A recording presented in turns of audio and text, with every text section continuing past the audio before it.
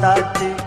நம்ம கஷ்டங்களை தீர்க்க அவை முன் வரவில்லை. உலகத்தில் தெய்வங்கள் உண்டென்று சொல்வதெல்லாம் சும்மாங்க. இயேசு கிறிஸ்து ஒருவரே மெய்யான தெய்வமுங்க.